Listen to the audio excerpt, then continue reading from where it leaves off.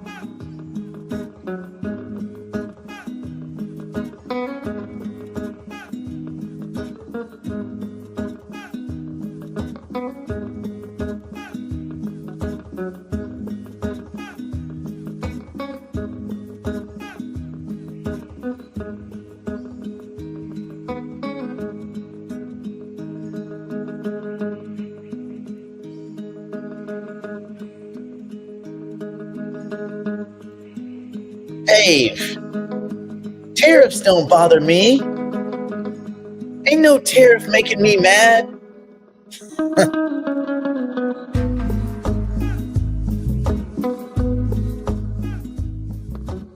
Ain't no tariff gonna get me down. I'm not outgoing Prime Minister Trudeau, man. What's up? Okay. Oh, Gene Hackman. Oh, man, that guy was awesome. But he was like 140. Man, this coffee one is good. It's cherry, cherry chocolate. What is it called? Cherry chocolate crunch something? I got to read it. It's so good. I got to tell you. Hold on.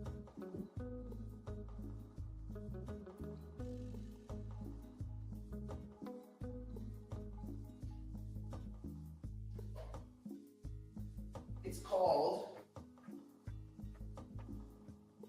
Black Cherry Chocolate Chunk Coffee. Black Cherry Chocolate. Now I gotta throw it away. It's gonna drip everywhere.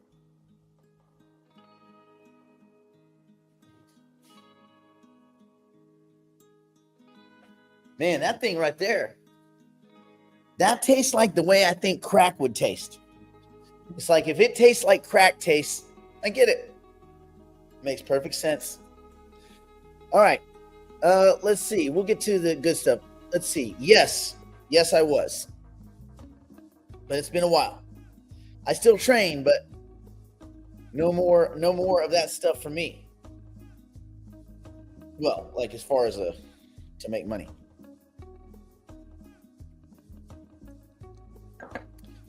Although I would love to fight BitBoy. Just pummel that fat tard. Anyway, okay.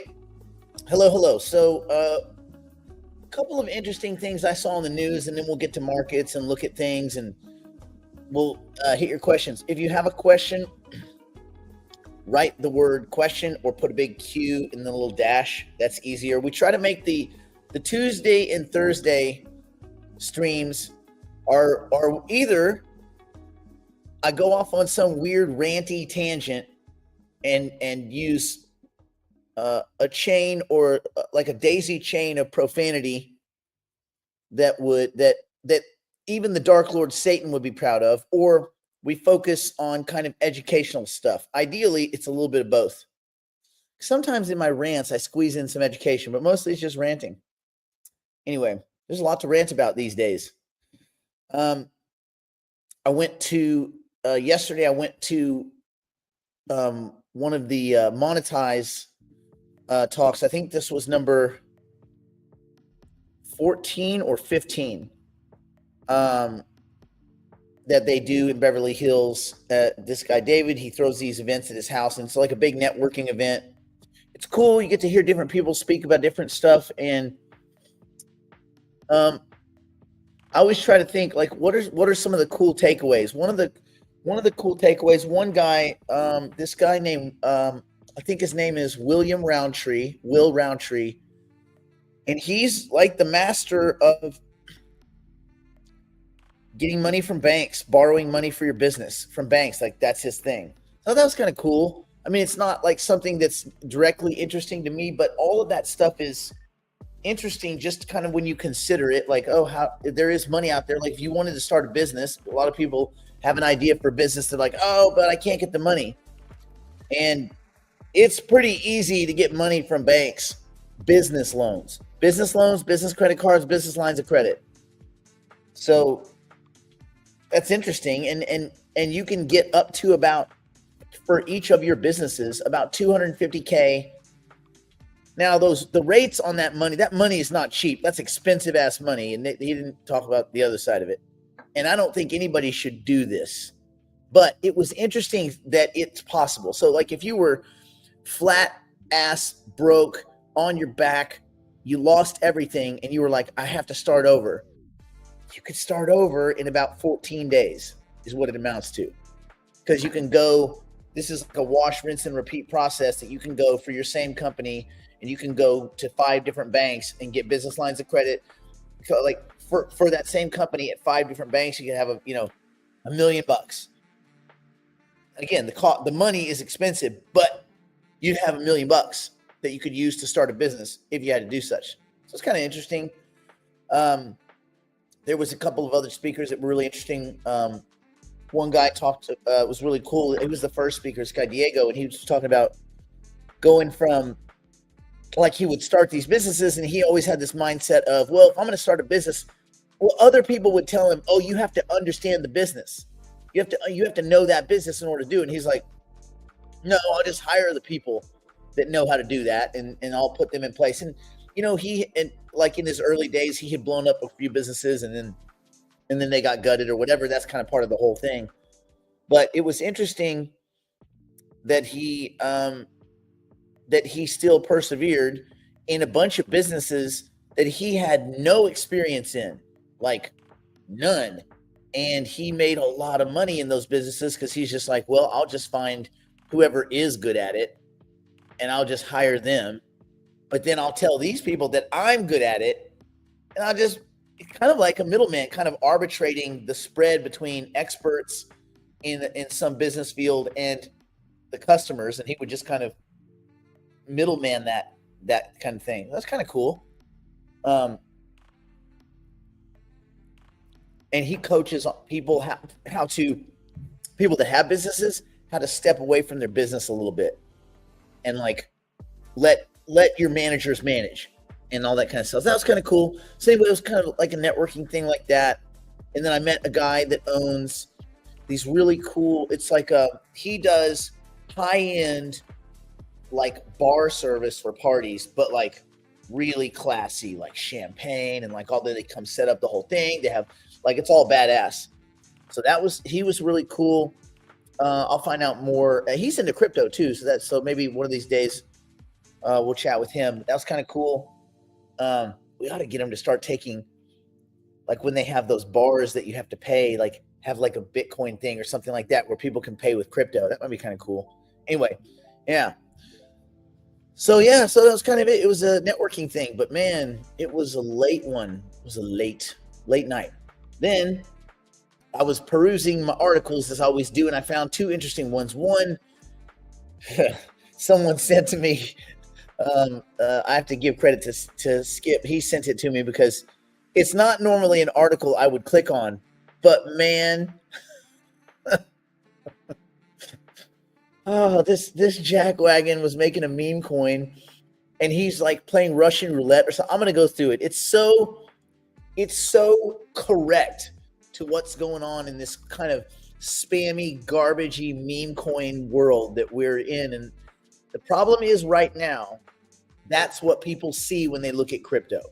They see whatever is the biggest. Oh, those sons of bitches are loud this morning. Those things where you hear boom, That's not the trash trucks. That's those two felines up there pro wrestling, going off the top rope, dropping drama. Anyway, so anyway, when people look at crypto right now, they're seeing this kind of garbage, this crap and all this. So I'm going to go through it as a cautionary tale. It's so bad you have to laugh at it. And yes, the collective IQ of the whole world got a little bit higher with this guy no longer being part of the genetic contribution machine. Like the fact that he can't have offspring is a good thing. So yeah, but anyway, so that was nuts. I'll talk about that. And then Bank of America. So I think we'll start with Bank of America. They are planning to launch their own stablecoin, according to CEO Brian Moynihan. And Bank of America has taken a very decidedly interesting twist towards crypto. And this is also interesting because remember who is still, I think he is still the biggest shareholder, although he's eased his position quite dramatically. But the biggest shareholder is Warren Buffett, Berkshire Hathaway. And of course, Warren hates crypto. Everything's bad. Crypto's bad. Crypto's terrible. Technology. I don't like electricity. Snake oil and fucking whale blubber. That's the future. But Warren and Charlie were the best value investors probably ever. So, his heart's in the right place. And even if we want to vehemently defend crypto and say, no, you're wrong, Warren, is he wrong yet? Has crypto changed the world yet? Where is the one great app? And a lot of people are saying the first great contribution that crypto assets, cryptographically secured assets might offer the world is just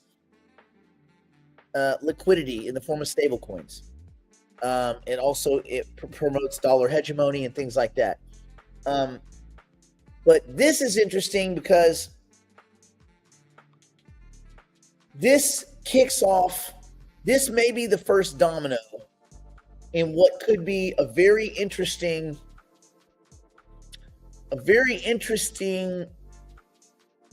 repeat of the past.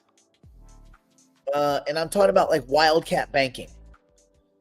So anyway, it's very interesting to kind of think about this, to kind of conceptualize it. So anyway, right now, Bank of America is planning to launch its own stablecoin.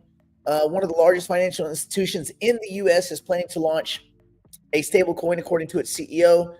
And so you better believe Chase is going to do the same thing. Well, they're all going to jump in. Or one or two of these banks will launch a coin and other banks will support that coin, that stable asset. So it's interesting to see. This is kind of a shots fired.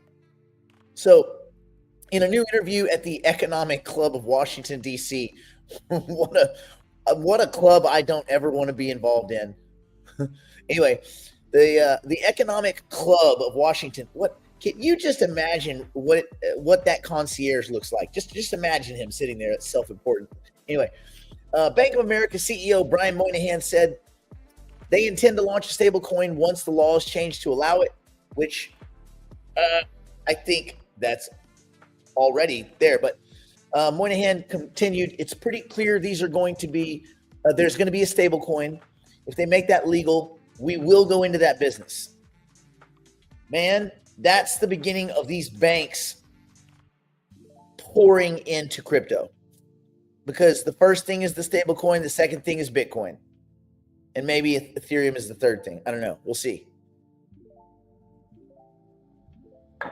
Laws allowing financial institutions like Bank of America to launch stablecoins are expected under this current pro-crypto Donald Trump, who officially took office in January. Moynihan said that a Bank of America coin pegged to the U.S. dollar opens up many possibilities. Yeah, no shit. The question of what is it useful for is going to be interesting. He also highlighted how other recent advantages in technology have changed the way Bank of America does business, including when it became the first U.S. bank to offer a mobile banking app on the iPhone. I did not know they were the first, but it's cool that they are. So I guess they want to be the first to have a stablecoin. Yeah, so there we go. He continued, back then, it was an unusual thing to have an app. Everybody went to the websites, so that took off. We now have 40 million customers who bank digitally with us all the time. By the way, Bank of America was also one of the companies that handled payments during COVID. And it was all the unemployment insurance, the boost of unemployment insurance payments, as well as, yada, yada. So, and a lot of that went through the app too. So there you go. And, that's a good question, Andrea. It's funny because Jeff, myself, and Emil did the show. I don't know if did any of you guys watch the show that we did? It was a few years ago, right before the crash of Luna, where we were talking about stablecoins and how algorithmic stablecoins don't work and how they will fail. And it was like 3 days later that Luna failed. It was just like the craziest timing. We had shot that show like weeks before, but it aired. But by the time it aired was when it aired 3 days before Luna crashed. Anyway, and then Jeff did say that he's working on a stable coin of some kind, but I don't know what the progress of that is. I reached out to him a couple times. I haven't been able to reach him. He's been doing a lot of videos like all over the place. Yeah, anyway, so kind of interesting. Yes, and we all wish Howard well. Good health to him. I don't know if prayers help, but if they do, we will give them from us. All right. Okay, so that's kind of interesting from the Bank of America standpoint. There we go. They launched, by the way, they also were kind of early AI. They launched an artificial intelligence powered assistant named Erica in 2018. According to Moynihan, 90% of the bank's interactions with customers last year were digital. Think about that. 90% of Bank America's interactions with their customers were digital. That's a pretty good chunk. That's why when you go into banks, they're just empty. They're ghost towns. Well, that's what happens when banks don't do any banking, isn't it? When they stop giving out loans, things like that. That's how you know. Well, it's a sign that things are not as good and rosy as Jerome would have you think. Stable, strong and resilient economy with a long and variable lag between. Come on, man. Yeah. So there we go. Okay. So that's what's going on Bank of America. Then we have. Let me see if I can. Did it go? It's the wrong one. Hold on. Here. Okay. Let me see if you can see it. Oh, I'm on a different page. I'm on a weird page. Okay. See this? Bullet. The bullet, man. Okay. I can't read his name. I mean, I guess I can. I cuss all the time anyway. His name is Mr. Fuck you. Fuccyou. Mr. Fuck you. Mr. Fuck. If I say it fast, it's not bad. Mr. Fuck. A crypto trader known as Mr. Fuck shot himself live on X, Twitter, after losing his last $500 in a meme coin rug pull on Friday night. I guess he no longer had any shifts left. He was done driving for the night for Uber or whatever. I don't know if he's an Uber driver. Before pulling the trigger, so it's assumed that he was playing Russian roulette. And that also, there's a couple things. One, I don't think he meant to kill himself. I think this was all kind of a thing where they were trying to pump this coin. But it did not work. So he loaded a revolver on the stream and said, if I die, make me a meme coin. See, I don't know what his voice would be like, but he looks like a guy that would have kind of maybe an Armenian accent. Anyway, if I die, make me a meme coin. So the gun misfired twice. You would think on the first 2 times, he'd be like, you know what? I just won 2 rounds of Russian roulette. Meme coin. And everybody'd be like, yeah. If anybody saw the first episode of Jack Reacher season 3, I wonder if that's where this jackwagon got that idea. Anyway, whatever. It's not Jack Reacher's fault. So the gun misfired twice on the 3rd attempt. It did successfully eject a bullet. The live stream, which ran for over 30 minutes after this guy was dead, had him bleeding out while the crypto community reacted in real time. And here's where you know the meme coin community is the scummiest, lowest, low IQ bunch of jackwagons, cold, heartless sons of bitches. Basically, people started making meme coins with his name, flooding the market, like tons and tons of meme coins. So when Mr. VQ, I mean, there's a lot of coins that just popped up. When Mr. VQ went live to play Russian roulette, and it didn't work out, all these people, while he was bleeding, started launching coins. Right? He also, his other name was I'm Really Poor. That's the other name he went by. He was 23 years old, according to users on X and Reddit. His posts on X show a bit of mental health. Yeah, no shit. No one here is doubting his mental health struggles at this point. And some in the community believe the suicide was also tied to a breakup, as he used to talk about his shorty, but suddenly stopped around 2 weeks before the incident.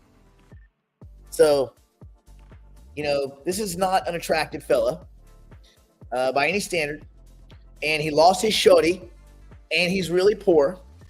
And he got his last $500 rugged from him from a crappy crypto project. He's probably, every dime is in, because he's a compulsive. This is just compulsive gambling is what this is. This isn't a crypto thing. That's the problem. Is that crypto's getting looped into all this crap. It's not a crypto thing. It's a compulsive gambling thing. That's the thing.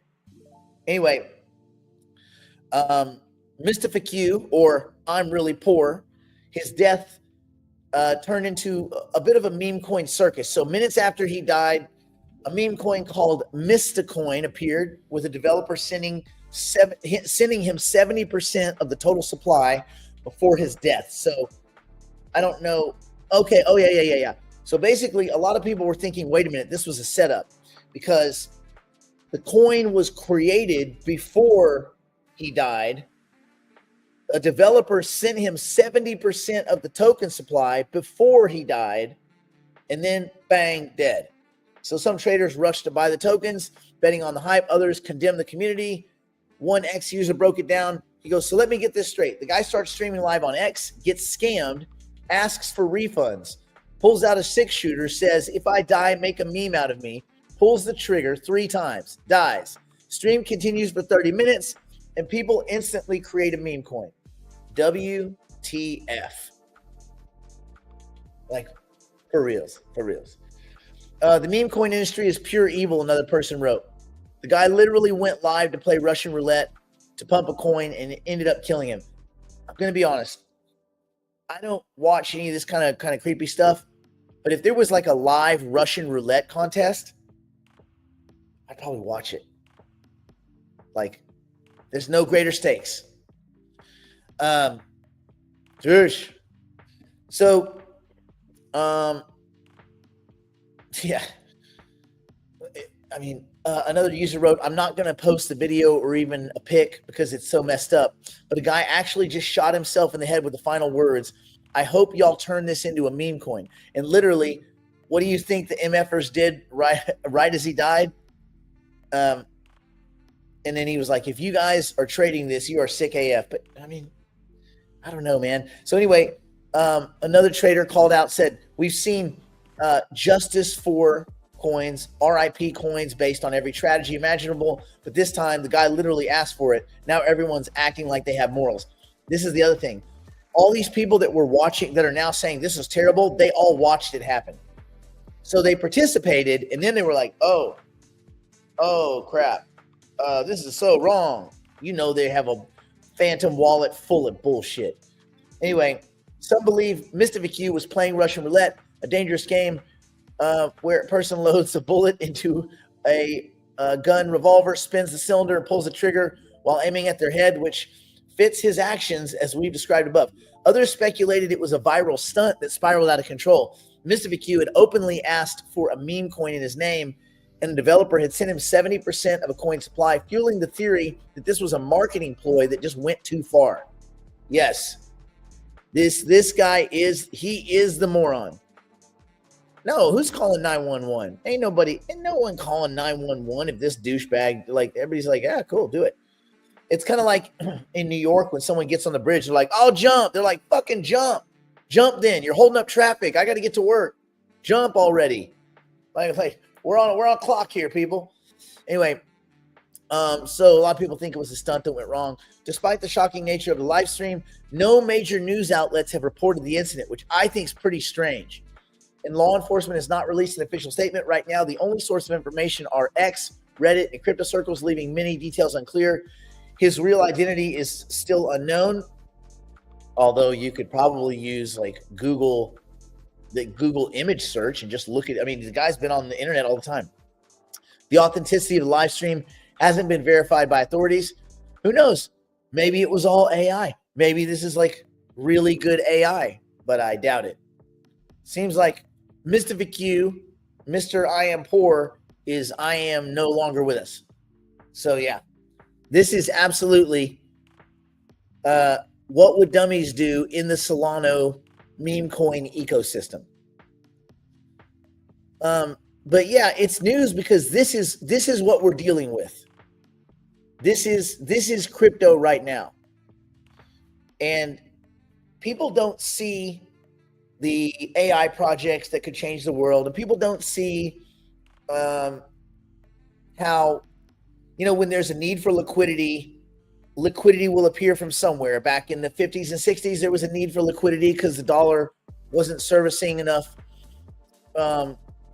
people throughout the world. Therefore, you had the euro dollar that kind of was lent into existence. And then when the euro dollar was insufficient to provide liquidity, you had the need was filled, at least potentially filled, by cryptocurrency that emerged around 2009. Well, 2008, the white paper, 2009, the actual launch, January 3rd, 2009 of Bitcoin. So they don't see the merits of distributed systems. People don't see the coolness in the technology. They don't see the idea that you could move data at basically light speed minus some network handshakes. They don't see the value in having a system that's not reliant on a centralized authority. They don't see the value in being mostly divisible, like almost infinitely divisible, transportable, portable, fungible, fundable. They don't see a value in having real-time swapping capabilities, or an individual having autonomy and agency over their own value and money. They don't see any of these things. They don't see the ability to do trustless transactions, basically doing transactions with people you don't trust, verified by an ecosystem of validators and or stake pool operators, or mining, people that are contributing compute to mining and things like that. They don't see any of that. They see some jackwagon playing Russian roulette and launching a Solana meme coin. So this is what crypto is. So when people say crypto's a scam, I mean, in one sense, they're not wrong. So anyway, just kind of keep that in the back of your mind. I guess I would say don't too vehemently defend crypto. And if you do, just understand that this is the kind of thing that these are the kinds of things that tend to write the narrative rather than all of the merits that may or may not have some use case in the future. Bam. Boy, this coffee right here is real good. I should do a live stream just drinking this coffee, and then I should do a meme coin called Black. What did I call it? What was it on the thing? Black Cherry Chocolate Chip. Was it Chip or Crunch or some shit? I don't know. Whatever it was. That should be a meme coin. We could drink it with happiness. And I even screwed up the creamer. I didn't touch the button, and half the creamer was cold. I was like, no, cold creamer. And then I did the other half, and it all turned to foam, and I couldn't get it out of the cup. So basically, I didn't even get half my creamer. So I'm only on a half creamer, folks. Although I did drink as much of that creamer out of the creaming cup as I could. You know, the Keurig's has like the metal cup that goes in there. You can like put your finger in there, and you can get all sorts. You can get cream enough to like this much. You can get so much cream. Yeah, a meme coin for each flavor. Yeah. Black coffee and crypto. Ooh, well done, Barry. All right. Anyway, so yeah, just I was talking to people last night. They're like, "What do you think about crypto?" I'm like, man, that's a tough one. But that doesn't stop us from using this as an avenue to increase our personal portfolio. Because there is some good stuff here. And again, even if the stuff here, listen, the stuff in the stock market's mostly bullshit. The S&P 500, what a bunch of bullshit companies. The whole goddamn thing's propped up by 4 or 5 companies. The rest of it's a soup of stupid shit where some insiders make money and everybody else basically gets stuffed. So crypto's no worse. It's just easier to make fun of, and it's the new kid. So any of these markets are places where you are duty bound to get in there and increase your personal wealth. And you just have to decide what your risk tolerance is, what you're willing to do and not do, the amount of volatility and price action you're willing to like psychologically endure over time. Do you have like the cast iron, lazy-eyed sniper kind of guile, or are you very timid, and if the price goes up or the price goes down, you panic and all this kind of stuff? You got to ask yourself those questions. And there's probably an inverse relationship to your potential profit earning, and then there's probably a sweet spot. You don't want to be so risky that you like walk into oncoming traffic with every investment because you die. But you don't want to be so risk averse that you sit on the sidelines and only put 1% in all these projects that could do 100 or 1,000%. Brandon and I were talking yesterday, and remember he had said he contends that a lot of the 100Xs are gone. And I think if you're not an early investor in projects, then the 100Xers are mostly gone.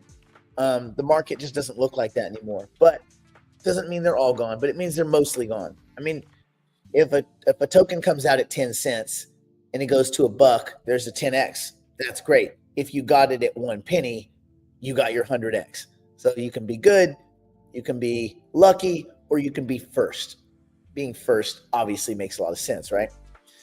But you can grind your way to multiples through arbitrage and through just front-running group think, front-running public thought, if that makes sense.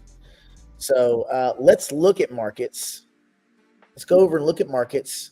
Keep it in the back of our mind. Let me go right here. Let me go right here. Let's go take a quick look-ski.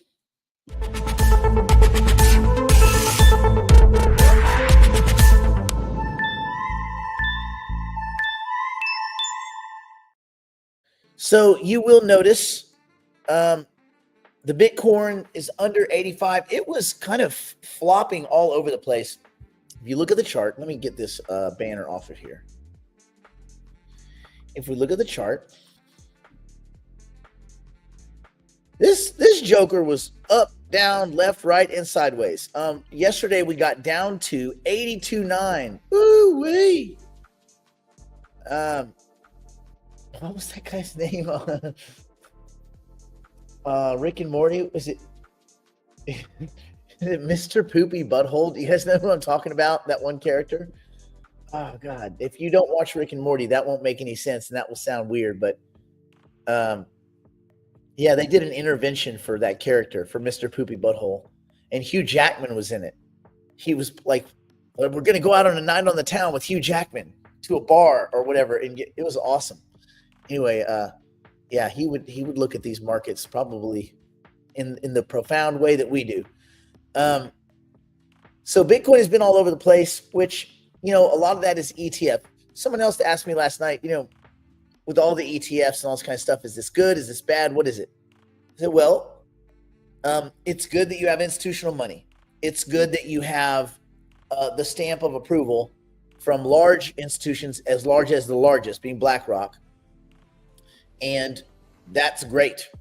But with ETFs comes the reality that now, as the traditional equity markets vacillate, then we too, to an extent, are tethered through Bitcoin and Ethereum to those traditional markets. But on the other side of it, when those markets blow sky high and do really good, that too could be good. So I don't know. I think there's more good than bad, but you're going to get periods like this where new money gets obliterated. And that's what we're dealing with right now, is new money getting obliterated. And those of us that are here for the long haul just dealing with the fallout. A guy had asked me, what should I do with Bitcoin now that it's down? I'm like, buddy, it's not down. It's down maybe from yesterday and from like mid-December, but it didn't start the year. It's still up 38% on the year. That's a really good, listen, real estate investors, things like that, they're not making 38% a year. No effing way. Nothing close to that. Even if you're a house flipper after taxes, if you pay tax, you're not doing 40% on your money. No effing way. Not even close. You're lucky if you get out if you make a 15 to 20% hit. You're lucky. So, and think of all the work that takes. How much work does it take to be in Bitcoin? Click. I'm in.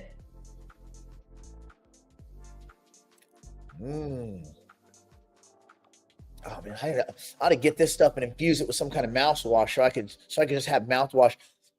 Why don't they make mouthwash that you can drink that's like so yummy? Well, probably because you get drunk because it's got alcohol. Although, side note, you shouldn't be using mouthwash with alcohol in it. It's really bad for your mouth. Like, it can do a lot of bad things. You should get the non-alcoholic mouthwash. The only reason they ever added alcohol to mouthwash was so that it tasted medically. There's no real need for mouthwash to have alcohol in them. But anyway, my buddy who's a dentist was like, do not use mouthwash with alcohol in it. So there you go. They should make coffee flavored mouthwash that you can drink. Well, I guess they do. It's called coffee. Oh, look at that. Solved. See how you just work, go, life is a circle. All right. Okay. So I don't typically kind of stare at the price of Bitcoin specifically, although I will say this, I would not be unhappy if Bitcoin got back down into the mid 70s, because I would buy back what I had sold at 70 something, 78, 79, something like that, 77. I'd have to go look. But I had sold some Bitcoin that I was just holding that was never intended to be in crypto. It was money I was holding to throw down on my house. So it was, yeah, anyway. But I would endeavor to purchase it back if that was the case. That'd be kind of cool. It's like a full sweep, get out of jail free card. Kind of. Black coffee promotes creamers. Bam. All right. Ethereum still kind of in the doldrums. Everything is kind of quietly down. There was a couple of standouts. Aptos, for whatever reason, was having kind of a pretty standout day or two. Filecoin popped up. Yeah, I've been talking about the transition from things like Storj and all that over into Filecoin. But as part of the greater story of just consolidating, It's not that I've lost faith for a lot of these things. It's just that the portfolios that many of you have are so widespread and disparate that like keeping up with it is a headache. Jupiter, not bad. Having some good performance. I deuced out of my fetch when fetch was 1 penny higher than Jupiter, thereabouts, maybe 3/4 of a penny. I deuced out of all my fetch, all of it. See you later, bye. FU ASI. See you. You know, my name's Bennett and I ain't in it. And I put and then that was all into Jupiter. So every time Jupiter is outperforming ASI, I feel good. I feel real good. There's going to be a vote every week, I guess, until the end of March, which is cool because March is starting here in a few days. Some other things we have to look forward to. We have to look forward to maybe the opening or the start of options selling against Bitcoin and Ethereum via MAEX markets, which used to be Ledger X. So I think they're reopening. I think that's going to be awesome. Okay, let me see if there's a question mark. There's a discussion to be had. Why even chase the 100x? You won't make it your whole portfolio. Average Joe is probably best with BTC only. Yeah, I agree. I agree with that. I think that for most people, a portfolio of like 3 things is enough. I don't think you'll get rich owning Bitcoin. I think you will not get poor, right? You'll protect yourself from being poverty stricken. You're not going to get rich with Bitcoin. But because I don't know that there's enough money on earth for another 100x in Bitcoin. Could there be? I mean, could you see a $20 million Bitcoin? Could you see a $10 million Bitcoin? 10 million, yes. And actually, if you extrapolate out just based on printing of new money, there's probably 100x in Bitcoin. Probably an easy 100x in Bitcoin. I don't say easy. Easy is you buy it, you sit on it. It's not easy to sit on assets, is it always? But yeah, $1 million Bitcoin, easy. There's more than 10x. $10 million Bitcoin, I think pretty easy. Governments have no intention to stop printing ever. So yeah, I guess there is a 100x sitting there. As we work our way through it, Hoop and Tony, I guess there's your next 100x. With a lot of other assets, I wouldn't be so sure. But yeah, I think it's just a function of money printing. And it's never going to stop. So yeah. So there you go. 100x everyone. Not today, but at some point. If BTC got to the mid 70s, what do you think that would do to the altcoins? I don't know. There's a chance that you could. I mean, if Bitcoin got to the mid 70s, would you see a panic back into Bitcoin? Well, not a panic, but like a rush back into it. Or would the altcoins hemorrhage? I don't know. I think what happens is when Bitcoin gets beat up, altcoins get beat up initially, and at a certain point, things disconnect. And whether Bitcoin goes up or Bitcoin goes down, it quits determining the rest of the market. But in the interim and in the immediate time period, in short time periods, everything's correlated during chaos, right? Everything's correlated 1. But those correlations start to peel apart. Yeah. And then that next question is a good one. So do you still think we're in a bull run? We're not in a bull run. A bull run would be everything green. So we're not in a bull run. Are we in a bull market? Yes. We're still in a bull market. Remember, most bull markets, if you look at the entire year of each bull market, and I think things are different now, but regulatorily things are different, structurally things are different, but pre-ETF, let's say pre-Trump, pre-ETF, a year that was a bullish year, a bull market year, would be 17 or 18 big up days, a bunch of down days, and a bunch of nothing days, like hundreds of nothing days. And when you're in the nothing days, it can start to feel like things have changed. Sometimes people are just not buying. And also people are just not selling, right? The price is always right. So I still think we're in a bull market because the information in the news is very bullish. My original contention that 3 trillion was kind of the line in the sand still holds true. But I think a lot of these projects have been overly punished. I think Ethereum has been overly punished. And I don't ever like to say like, oh, it's a conspiracy or there's a scam or this is the price of Ethereum after the Bybit hack seems manufactured. Whether that's manufactured to let Bybit grab their tokens back or whatever, I don't know. It seems a little suspicious to me.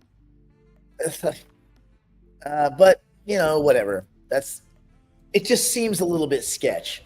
I don't know if anything will ever come out. I don't know if anyone would ever care anyway. No one cares that Tether's a Ponzi scheme. People just keep stockpiling themselves, whatever. But it seems a little bullshitty to me. Is Solana competing with Ethereum? Not really. Solana is a different value proposition. It's fast, cheap, spammy, inconsistent network. It is fast. It is cheap. It is spammy, and it is inconsistent as hell. Their network goes down all the time. It was built on some interesting, quasi-innovative, mostly bullshit computer science ideas. They've had a lot of problems, and I'm not talking about the theft, the greed, the corruption, the graft, the VCs pushing it, all this kind of crap. It was, if you get away from all that and just technically speaking, it's super, super fast and super inconsistent. And I'm not sure that just applying duct tape in the way that they do is going to be sufficient to fix it. So there. So no, they're not competing with Ethereum. The world won't be running on Solana. It doesn't look like. The world is currently, the crypto world is running on Ethereum. Or an Ethereum derivative, meaning a layer 2, which is stacked on top of Ethereum and consolidates transactions back to Ethereum and inherits the same security characteristics as Ethereum. So, yeah. Now, will Solana survive? Well, yeah, sure. Go through the list of coins that have no use case and have survived. Carl, think about XRP. XRP is doing fine. No use case. I mean, none, like really none. Nothing special about it. Zero. Technically poor, piss poor. Doesn't matter. They have like a cult-like army, the XRP army of followers. So does Solana. Solana will survive because somebody somewhere will use it for something. Look, Tron is still alive. No one uses Tron for shit. Tron is still alive. Justin Sun's still rolling around buying $6 million pieces of art and eating them. Like, these coins, they don't die. The only coins that really die, it seems like, are Singularity Net assets. Dead. Luckily, Hypercycle is not a Singularity Net asset, but the price looks dead. Well, that's also because of Singularity Net, but indirectly because Mario. So yeah, they're at the bottom of the barrel. Useless, mostly useless. Twin is a little bit different in that it's not a Singularity Net project. It was like they basically helped them launch. I think Twin will do fine, but they got to get out of the starting blocks. They had sent me something this morning, actually. Bill sent me something from his digital twin, but I was going to play it on the show, but I haven't seen it first. I will have to watch it first before I post it. But if it's cool, I'll post it to the chat groups. the crypto and coffee one and the digital investor one, the digital private client one. So if you guys are in the Telegram, I will post that to you. A little update, but I got to listen to it first. So, so if Bitcoin S the bed, would everything else S the bed? I mean, to an extent, everything has already S the bed. There's not anything on here with a full clean green sheet. Nothing. And these are quasi quality assets. I mean, as quality as you can, get in the crypto space. And that makes me want to be consolidated more. But yes, so Solana will survive. All right. Of all my holdings, I'm most disappointed in AGI. Yeah, what a kick in the dick that was, because AGIX and that whole ASI crap, it destroyed 3 investments. It destroyed AGIX. That was no longer a good investment. It destroyed Fetch because we realized those guys were all crooks, and it destroyed Ocean Protocol because those guys sold out. So it took 3 investments, folded them into one, and shit the bed with all of them at our expense, while those guys got to exit, which that is very frustrating to me. Anyway, yeah. So yeah. Well, I don't think Twin. You might be right. I don't think they are. I think the problem is they don't take advice from anyone. I think that's why Twin is currently the price of the token, not the company. The company's they're just moving forward. The price of the token has S the bed so much because the company will not take advice from anyone. They certainly don't listen to Brandon or I. So we gave up. They quit listening to us a year ago. I don't know how much influence ASI has, but it can't be that much of anything, because the people at ASI don't know how to do anything of value. Everything they touch turns to crap. So yeah. I do, and yeah, that's true, John. I think Ocean Protocol, for those of you who don't remember, that was a great kind of data play. And yeah, they stole that from us. That was shitty. Okay. Do you believe that NewNet will get merged with ASI? I thought they would have already done that. At this point, I don't think it would save the token. I don't think there's anything that saves those tokens. I think Cogito is dead. I think NewNet is dead. I think Sophia is dead. They're not coming back to life, other than some propaganda, some bullshit media, stuff like that. Those companies are dead because there's no leadership and there's no real technology and there's no actual implementation case. So they built code for no reason. Just bridges that turn 90 degrees and all this kind of stupid shit. They have just built a bunch of useless shit, and they're so far behind the curve. Yeah, Cogito. Well, the CGV, did they change the token name? Because in the SDAO, it's still called CGV, and I still get my little CGV from. I was one of the early idiot investors. I still get my our little CGV drops in the CGV token, SFI, whatever the fuck that is. Like, these guys are such idiots. Anyway,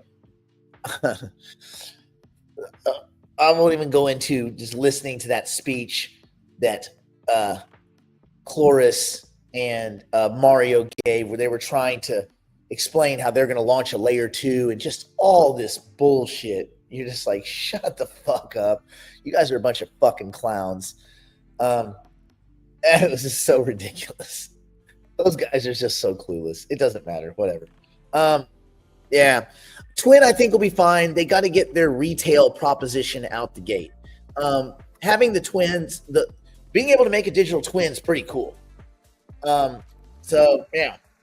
I still want to get mine like all built, and I want to have it to be like a service. Like, I think it'd be cool if at the website there was a Brandon twin and a me twin that you guys could interact with 24/7. just at all hours. Like you put a quarter in, like whatever the cost of the API calls are, whatever it is, because someone's got to pay for all that compute.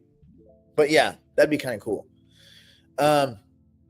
Okay, based on your thoughts on the expected multiples, are you going to adjust your exit strategy? No. I'm still a 10x take 20, 2x take 10er.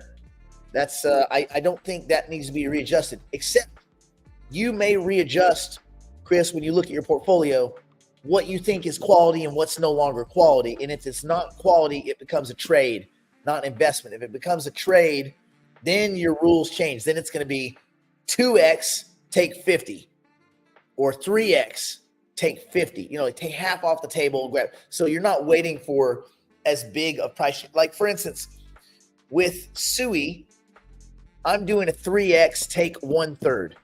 So at a full 3x, which I didn't quite achieve, I was a few cents away, I would take a third off the table. I believe SUI is going to do good. I don't believe SUI is good.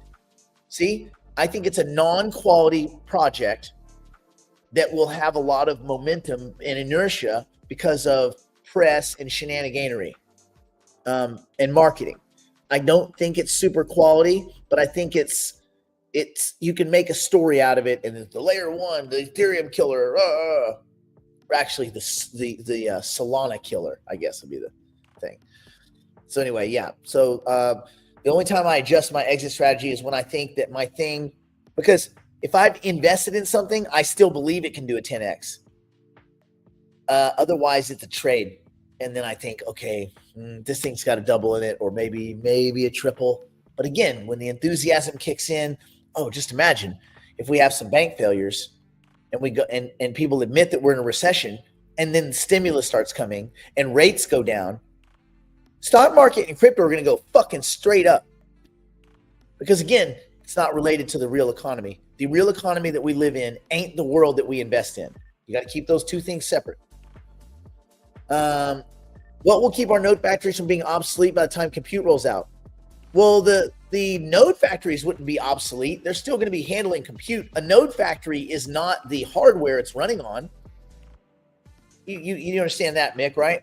So the node factory itself is not the hardware. The hardware is the hardware. A node factory runs via hardware. It leverages hardware to facilitate AI compute.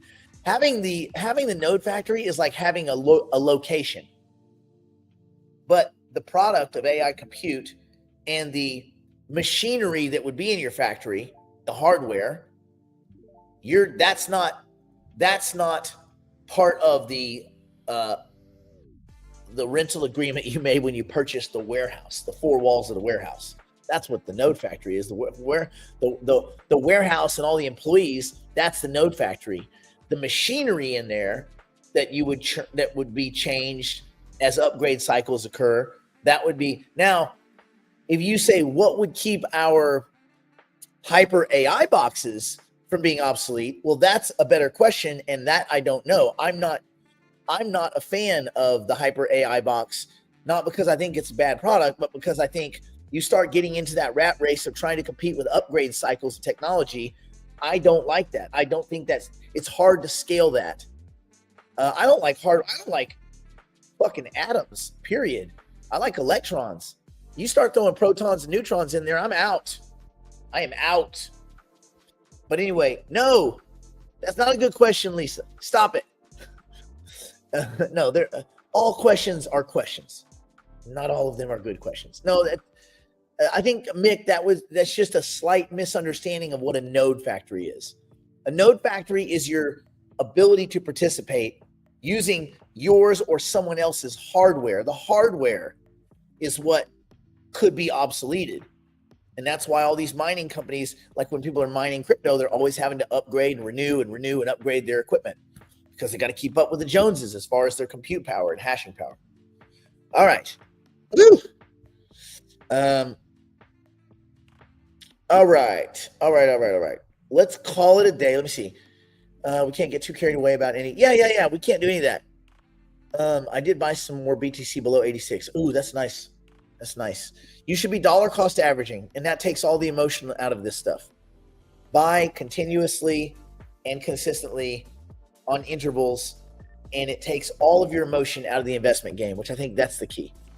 What 3 or 4 assets do you think are quality? Yeah, that's a behind the wall one. That's one we'll cover tomorrow, Chris, but that's a good question. Let's see. Phase 1 migration, Singularity, the Cogito migration starts shortly. Okay, great. I'm going to be stuck in that piece of shit coin for a while then, I guess. Let's see. I've been a center path. More BTC due to mass adoption, less alt risk. Yeah. Listen, I don't blame anybody for having half their portfolio in Bitcoin or something like that. And you better believe I'm going to be dedicating a lot of my mental resources towards option selling. I'm just waiting to see if MAX launches. If they launch, great. If they put their launch off for months, I'm going to convert my Bitcoin to IBIT and I'm going to sell options against IBIT. I'm not going to let Bitcoin be a non-performing asset when I have a not insignificant chunk of it. It's the second biggest asset in my portfolio behind Ethereum. So I want to monetize it. I'd also like to monetize Ethereum. Let's see. I think Mick is correct. RE hypercycle with the delay. It's not the hardware. It's the underlying business plan getting bypassed by better ideas tech. No, that's also not. I think you guys are off on a tangent and you're mixing stuff. The IP, TOTA IP is what's underneath all this. There's not a better TOTA IP. There is TOTA. TOTA is the internet protocol, which all this runs on top of. That is owned outright by Tufi and Dan. That's it. Hypercycle is leveraging that. So it doesn't matter if it takes 6 months, a year, whatever. I get it. You guys want your money and you want to earn your money sooner than later. I'm with you. But that's the IP that they've created that no one on earth has been able to mimic, including Ben Gortzel. That IP is what's valuable. So again, now you're both looking at it wrong. I'm not casting dispersion or pointing the finger, but you guys are both looking, you're mixing metaphors when you're looking at what the delay. Either it's the hardware, and if you're saying it's not the hardware, okay, cool. Then this is an even less valid argument. So I think maybe you want to rethink what a node license and a node factory entails. It's a ticket to let you participate on IP that already exists, that is wholly owned and proprietary, and that so far no one else on earth has been able to create. 6 months here, 6 months there, a year here or there ain't gonna make a difference. Now, could someone else come and license that? Probably not, because I don't think Hypercycle would do that.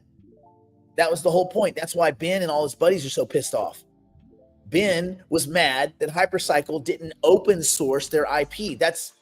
Go and read Ben's words. That's why he's mad. That's why they went off like little bitches with their tails between their legs. Oh, we'll recreate it. No, you won't. It took Dan and Tufi 10 years to get that sorted. Ben can't do it. No one can do it. And again, I think maybe it's a misunderstanding of how big the world is and how much AI compute is going to be a necessity, and how a company that has 1/10 of 1% of that would be incredibly valuable. You know, what's a tiny percent of 100 quadrillion? It's a fucking shitload. So, and again, that's if they achieve that. Now, I think a better question is, will they achieve that? For instance, will this be good enough to achieve that? Those are valuable questions. But these are all mostly semantic questions. We don't know what we don't know. So there are questions in there that are valid, but I think the ones that you guys rose are not. So anyway, that's why we talk through these kinds of things. Is there another project, a coin or project trying to do something similar? Nope. there's other projects that offer kind of nodes, like participating in nodes, like kind of shared compute, kind of, but not. Remember, Hypercycle is the best way to kind of understand, really wrap your mind around Hypercycle, what they're trying to do. Go read about Cisco Systems. Go read about what Cisco Systems does. Most people don't really know about Cisco Systems. Go read about Cisco Systems. That's your comparable to Hypercycle. And rain, sleet, shine, upgrade, downgrade, technology, old or new, Cisco Systems is basically in the middle of internets and intranets as a router. Go read about Cisco Systems, and I promise you that you will have a different perspective about Hypercycle. And yes, they have to utilize it. Quantum computing will eventually be viable, for example. Yeah, eventually is a long timeline. I think we're getting off on weird tangents. Let's call it a day. We will get back to these and many other fine questions. Put your hat on. That's the best. Yeah, put your stupid hat on and get out. We will talk about this and many other things tomorrow. Stay in school. Don't do drugs. Don't do anything my poor and solvent drunk, strung on meth. Grifter ass grandmother wouldn't do, which is very little, as you know, because she will steal the wallet out of your cold dead hand. She is from the other side. Don't use a Ouija board, because the best case scenario if you use a Ouija board is that Satan shows up. Because if my grandmother shows up, just consider all of your shit stolen.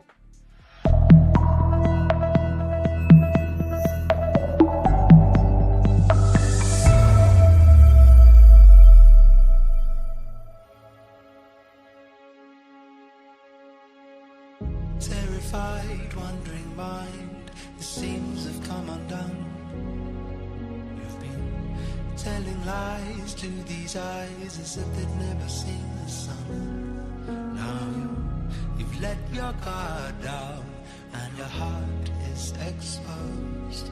Now you've let your guard down, but how could you have known that I'm the big fish round here? You're a small fish. I could make you disappear. You should know this. I'm the big fish round here. You're a small fish.